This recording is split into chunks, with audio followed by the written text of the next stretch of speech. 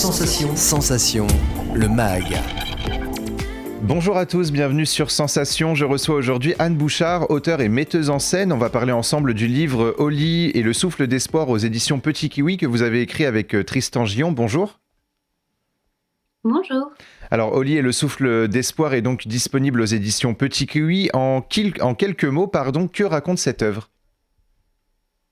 Eh bien, c'est l'histoire d'une petite fille, Oli, qui voit une nuit son grand-père en rêve parce qu'il vient lui expliquer que il va mourir et donc ils ne se reverront pas sur cette terre.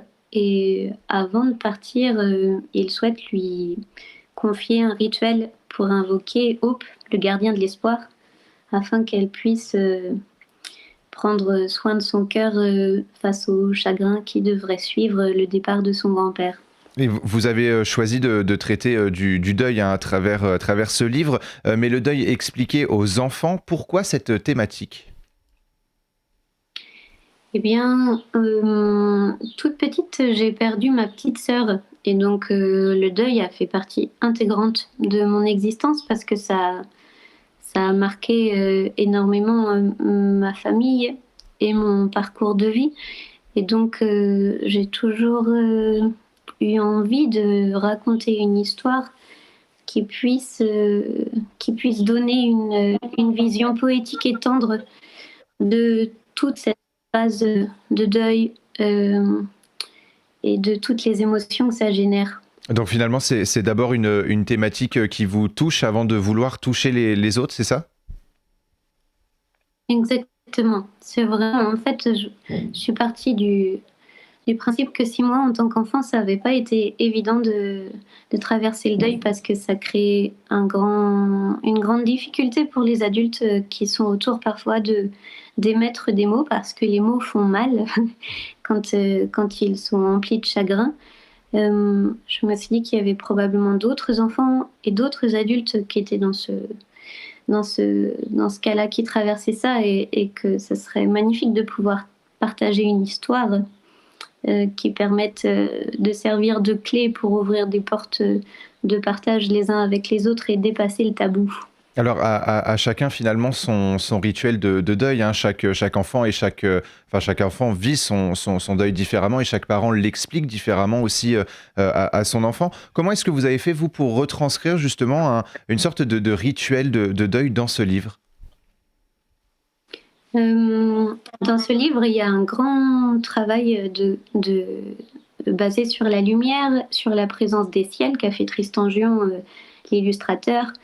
Et pour moi, il y avait cette notion du rituel parce que c'est quelque chose dans notre société qui s'est beaucoup perdu et qui est assez, à mes yeux, fondamental pour toutes ces périodes de vie qui sont des grandes transitions, qui nous demandent de nous réinventer à plein de niveaux.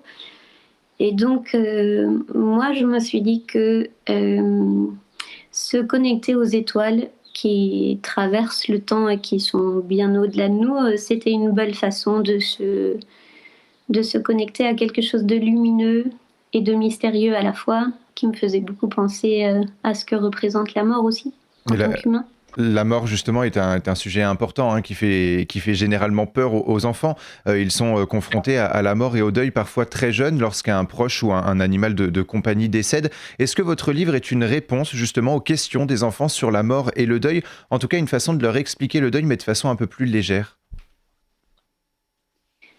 Je ne sais pas si c'est une réponse parce que c'est une vision de la mort particulière. On a choisi avec Tristan de représenter la mort d'une façon très belle et très mystérieuse, avec une grande cape de ciel étoilé.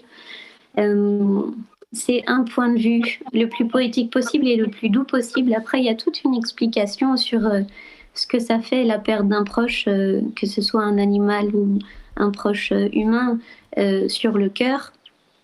Et comment on peut faire pour faire en sorte de ne pas avoir le cœur brisé pour toujours.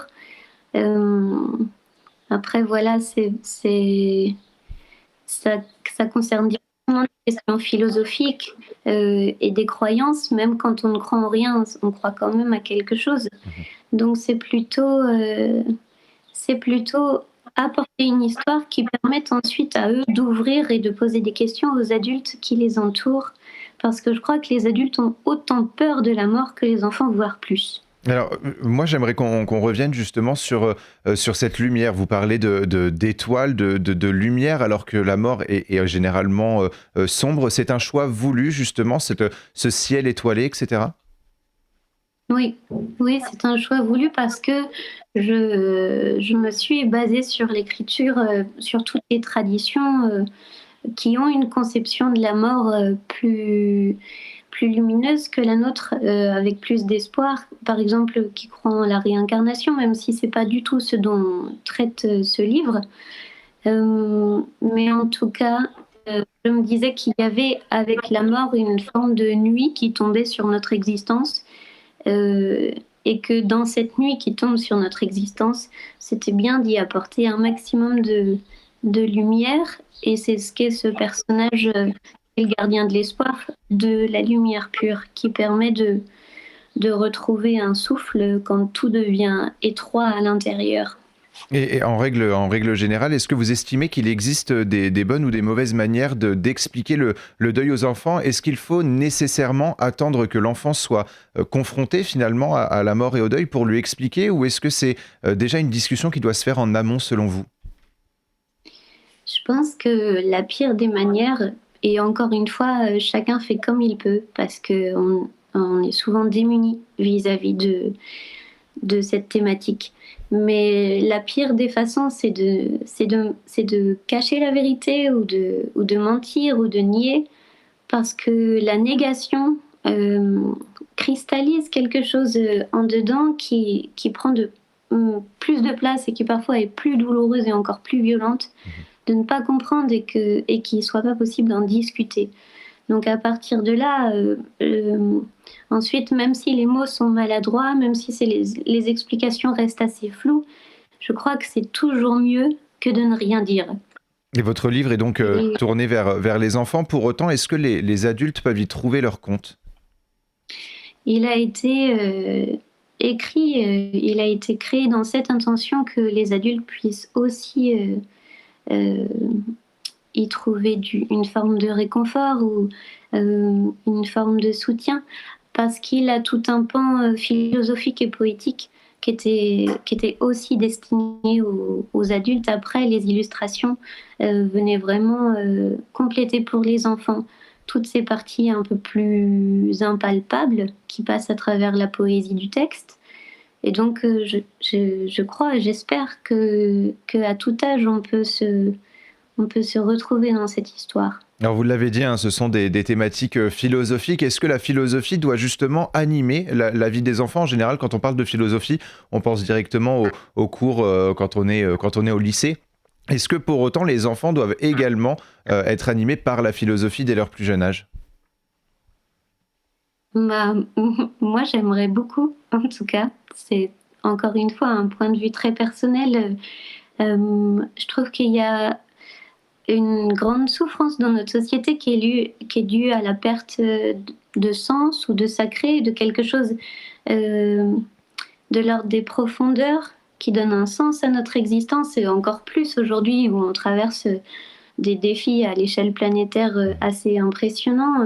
Je crois qu'on a besoin de réfléchir sur le monde, et ça à tout âge en fait, de pouvoir aller chercher ou du moins questionner une forme de sens à notre existence, à tout ce qui se passe, à tout ce qui nous traverse. Et du coup, pour moi, la philosophie n'a pas d'âge. Elle pourrait commencer tout petit, voire même en commençant tout petit, on serait plus habitué à se poser ce genre de questions. Et alors peut-être que ce serait plus simple. Alors votre livre Relier le souffle d'espoir se compose également d'une partie audio composée par Louis Boudot. En quelques mots, qu'apporte justement l'audio à cette œuvre? Eh bien, la musique a quand même une place importante dans cet ouvrage, parce que Sam, le grand-père de Holly, est saxophoniste. Et c'était aussi une belle façon de célébrer la vie et célébrer la mort, d'y mettre de la musique, parce que la musique fait aussi partie des rituels de toute l'histoire de l'humanité. Et donc on se disait que ça apportait un